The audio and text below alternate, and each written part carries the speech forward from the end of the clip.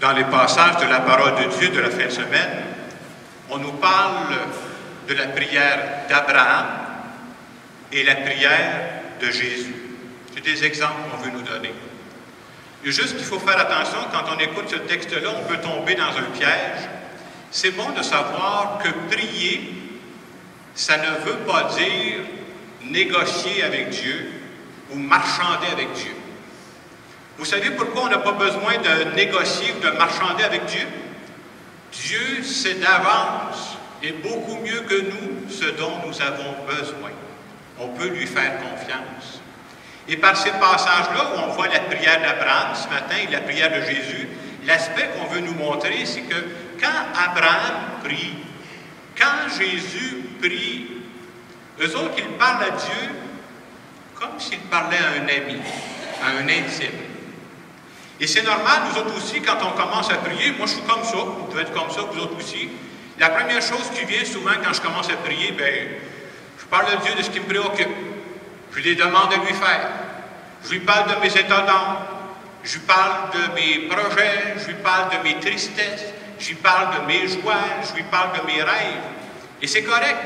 Souvent, notre prière commence par une prière de demande. Mais ce matin, ce que j'aimerais dire, c'est que la prière de demande, ce n'est que le début de la prière. Il ne faudrait pas arrêter ça là. Parce que la vraie prière, les fruits de la prière, ça arrive après ça. Il faut persévérer dans la prière. Si j'avais une image à vous donner, qu'est-ce que ça veut dire, la prière de demande? Moi, j'ai travaillé longtemps dans des camps d'été. On faisait des feux de camp. Vous savez, quand on veut partir un feu de camp, qu'est-ce qu'on prend? On prend du papier journal, ou tu prends du petit bois pour partir le feu de camp. Mais si votre feu de camp, c'est juste le papier journal et le petit bois, vous avez manqué votre coup, là. Le vrai feu de camp, c'est autre chose que ça. Alors, on pourrait dire que nos demandes que nous avons, c'est très bon. Les intentions qu'on présente à Dieu, c'est très bon. Mais la vraie prière, c'est autre chose que ça. Une fois qu'on a présenté à Dieu nos demandes, nos intentions, il faut persévérer. Parce que parfois, on l'oublie, je le disais tantôt, notre prière, le but de la prière, c'est pas de changer Dieu. La prière, elle change moi. Et en cours de route, quand je prie, Dieu va me changer. Dieu va me transformer. Dieu va m'emmener à regarder les situations avec un regard beaucoup plus large. Et peut-être que je vais arriver à regarder la situation avec les yeux de Dieu.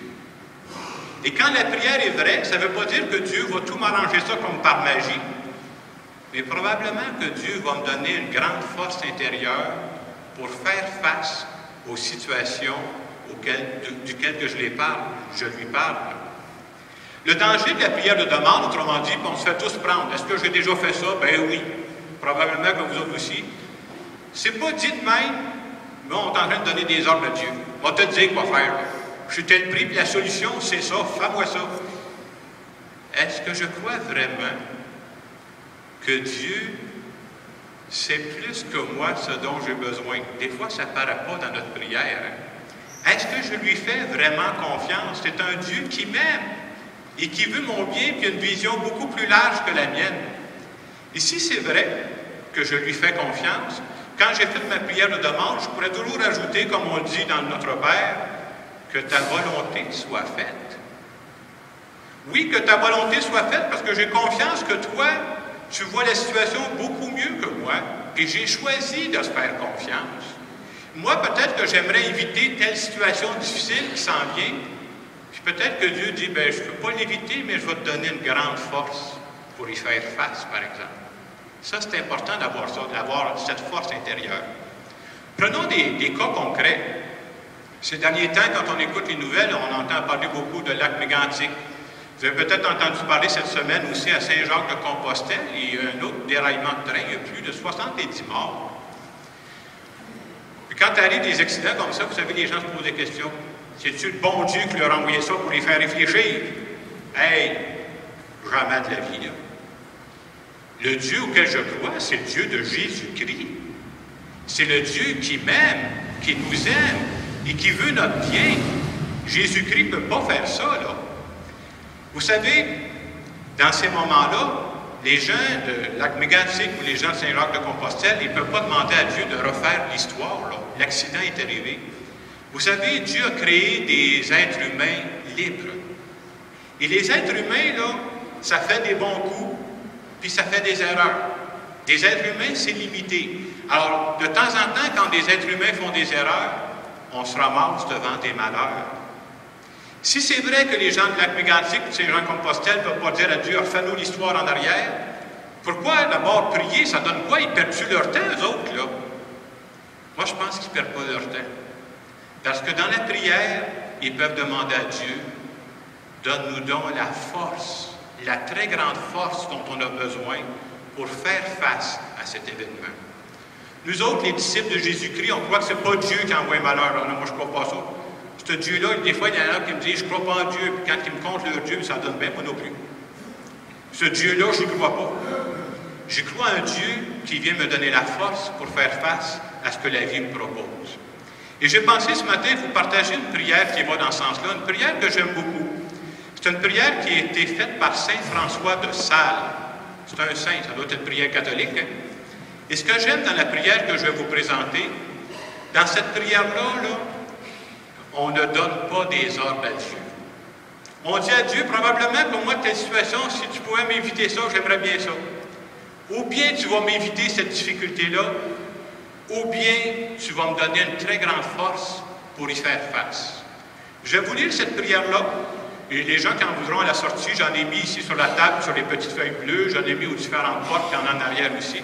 Puis on va vous faire l'expérience de cette prière. Et le titre de cette prière, c'est la paix.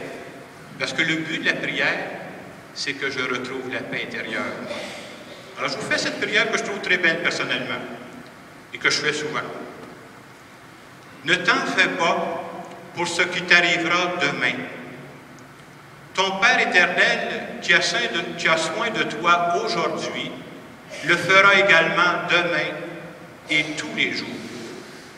Ou bien il t'épargnera la souffrance, ou bien il t'accordera une très grande force pour la supporter.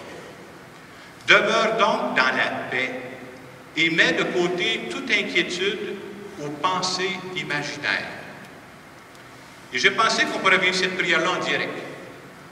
On n'a pas besoin de crier à tout le monde nos intentions, mais je vais vous laisser un moment de silence. Essayez de trouver dans votre cœur présentement, pas un détail, là, je vous demande une intention qui serait très importante pour vous.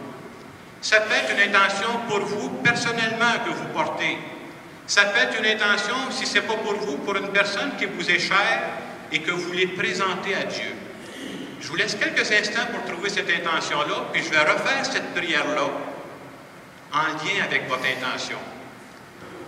Et ce qu'on demande à Dieu ce matin, à travers cette prière-là, vient mettre de la paix dans notre cœur. Je vous laisse quelques instants pour identifier une intention chère dans votre vie.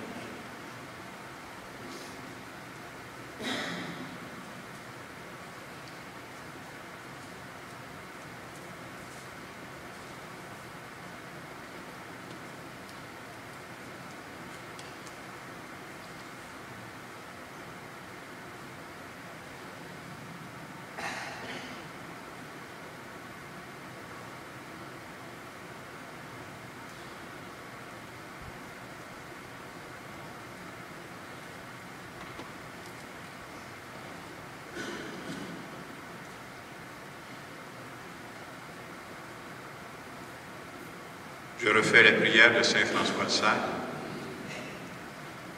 Ne t'en fais pas pour ce qui t'arrivera demain.